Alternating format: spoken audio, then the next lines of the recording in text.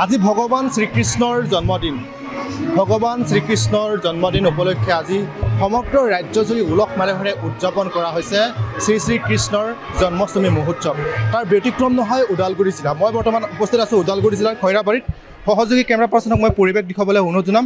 এয়া নিশ্চিতৰূপে আপোনালোকে দেখিব পাৰিছে ওদালগুৰি জিলাৰ খৈৰাবাৰীটো এনেদৰে আজি শ্ৰীকৃষ্ণ জন্মাষ্টমী উৎসৱ উপলক্ষে ৰাধা শ্ৰীকৃষ্ণৰ প্ৰতিযোগিতামূলক কাৰ্যসূচী তেখেতসকলে ৰাখিছে। এনেদৰে দেখিবলৈ পাইছে কণ কণ ল'ৰা ছোৱালীসমূহ কেনেদৰে ভগৱান শ্ৰীকৃষ্ণৰ ৰূপ লৈ কেনেদৰে অভিনয় কৰা আপোনালোকে দেখিবলৈ পাইছে। যিহেতু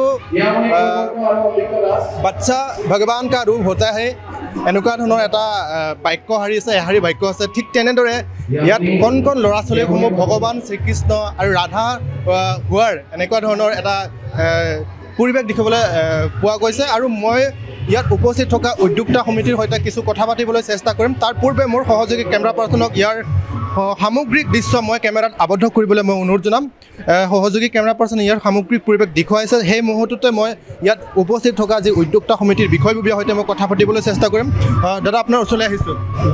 কেনেকুৱা ধৰণৰ কাৰ্যসূচীৰে অনুষ্ঠিত কৰিছে, কেনেকুৱা লাগিছে আজি এই খৈৰাবাৰী দুৰ্গা মন্দিৰ প্ৰাংগণত মানে আমাৰ খৈৰাবাৰী বিশ্ব হিন্দু পৰিষদৰ উদ্যোগত মানে দিনজোৰা কাৰ্যসূচী মানে আমাৰ শ্ৰী শ্ৰীকৃষ্ণ অষ্টমী পালন কৰা হৈছে।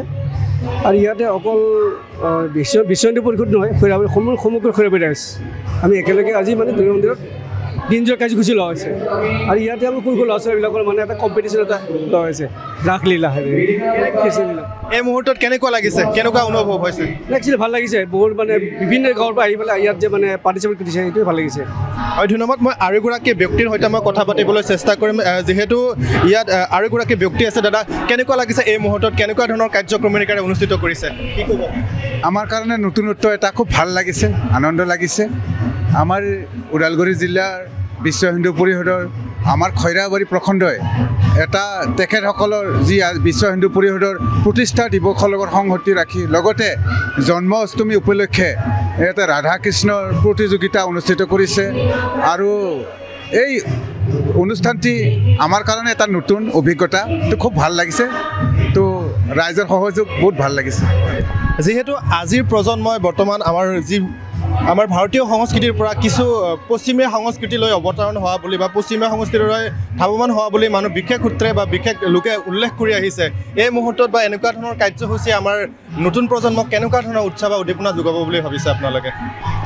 তো সংস্কৃতিৰ পৰিৱৰ্তন এইটো সত্য কথা যে আজি আমাৰ যি ভাৰতীয় সভ্যতা সংস্কৃতি অৰ্থাৎ আমাৰ সকলোৰে জাতি জনগোষ্ঠীৰ নিজা নিজা কালচাৰ সংস্কৃতিটো আমি সকলোৱে পাহৰি গৈছোঁ।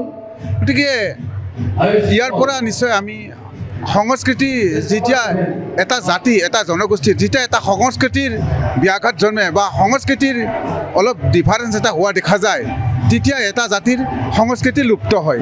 আৰু যেতিয়া এটা জাতিৰ সংস্কৃতি লুপ্ত হয় তেতিয়া এটা জাতিৰ মৃত্যু হয় বুলি পেলাই আমি জানো। ঠিক তেনেকৈ আমাৰ ভাৰতবৰ্ষৰ তো যি সনাতন ধৰ্ম যি সংস্কৃতি ইও যদি লাহে লাহে লোপ পায় তেতিয়াহ'লে ইও আমাৰ কাৰণে এটা বিপদজনক বুলি ক'ব পাৰি। কাৰণ সংস্কৃতিয়ে সকলো জাতি জনগোষ্ঠী সকলো ধৰ্মৰে শ্ৰেষ্ঠ বিচাৰধাৰাই হৈছে সংস্কৃতি। গতিকে এই বিচাৰধাৰাত আমি থাকিব লাগিব।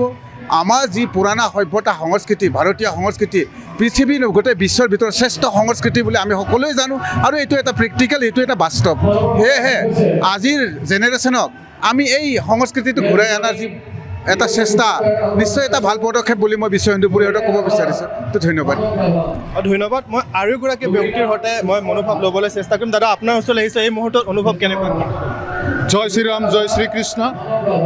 প্ৰথমতে মই আজি ওদালগুৰি জিলা বিশ্ব হিন্দু সমিতিৰ তৰফৰ পৰা সমগ্ৰ বিশ্বকে আজি যি প্ৰভু শ্ৰীকৃষ্ণৰ যি জন্মৰ উৎসৱ, এই উৎসৱটো সকলোকে মই আজি ওদালগুৰি জিলা বিশ্ব হিন্দু তৰফৰ পৰা শুভেচ্ছা জ্ঞাপন কৰিছোঁ। আজিৰ এই অৱস্থাত আজিৰ দিনটোতেই 1966 চনৰ 29 আগষ্টৰ আজি শ্ৰীকৃষ্ণৰ জন্মদিনটোতেই আমাৰ মুম্বাইৰ সন্দীপনী আশ্ৰমত বিশ্ব হিন্দু পৰিষদৰ স্থাপন হৈছিল। আৰু এই স্থাপনৰ যোগেদি আজি যেহেতু শ্ৰীকৃষ্ণৰ জন্ম উৎসৱ, এই উৎসৱটিতে আমাৰ প্ৰতিষ্ঠা দিৱস আমি আজি খৈৰাবাৰী প্ৰখণ্ডত আমি অনুষ্ঠিত কৰিছোঁ। আৰু এই অনুষ্ঠানত আমি শ্ৰীকৃষ্ণৰ যুগলবন্দীকে আমি কিছুমান প্ৰতিযোগিতা আয়োজন কৰিছোঁ লগতে আমি শ্ৰীকৃষ্ণ আৰু ৰাধাক আমি কিছুমান এককভাৱে আমি ইয়াত প্ৰতিযোগিতা ৰাখিছোঁ আৰু সমগ্ৰ এই অঞ্চলত প্ৰখণ্ডৰ সমগ্ৰ অঞ্চলক আমি ইতিমধ্যে আমি হেৰি দিছোঁ সম্পৰ্ক কৰিছোঁ আৰু সমগ্ৰ মানুহে আজি খৈৰাবাৰী প্ৰখণ্ডৰ সকলো মানুহে আজি ইয়াত গোট খাইছে গতিকে এই অঞ্চলত থকা সমগ্ৰ সনাতনী সংস্কৃতিক বা সনাতনী ব্যক্তিসকলক মই আজি এই মঞ্চৰ পৰাই শুভেচ্ছা জ্ঞাপন কৰিছোঁ হয় ধন্যবাদ মোৰ সহযোগী কেমেৰা পাৰ্চনক মই কিছু দৃশ্যাংশ মই দেখুৱাবলৈ অনুৰোধ জনাম ইয়াত নিশ্চিতভাৱে আপোনালোকে দেখিব পাৰিছে কণ কণ ল'ৰা ছোৱালীসমূহ কেনেদৰে যি ভগৱান শ্ৰীকৃষ্ণ আৰু ৰাধাৰ যি অভিনয় তেখেতসকলে প্ৰতিযোগিতামূলক কাৰ্যসূচীত অভিনয়েৰে তেখেতসকলে ভাগ লৈছে সহযোগী কেমেৰা পাৰ্চনে সম্পূৰ্ণ ইয়াৰ ভিডিঅ' মই দেখুৱাবলৈ অনুৰোধ জনাম ধুনীয়া কণ কণ ল'ৰা ছোৱালীসমূহ বিভিন্ন স্থানৰ পৰা আহি এই স্থানত আহি উপস্থিত হৈছে আৰু আজিৰ যে এই প্ৰতিযোগিতামূলক কাৰ্যসূচীত তেখেতসকলে অংশগ্ৰহণ কৰিছে আপোনালোকে দেখিব পাৰিছে আৰু এয়া আছিলে ওদালগুৰি জিলাৰ খৈৰাবাৰীত অনুষ্ঠিত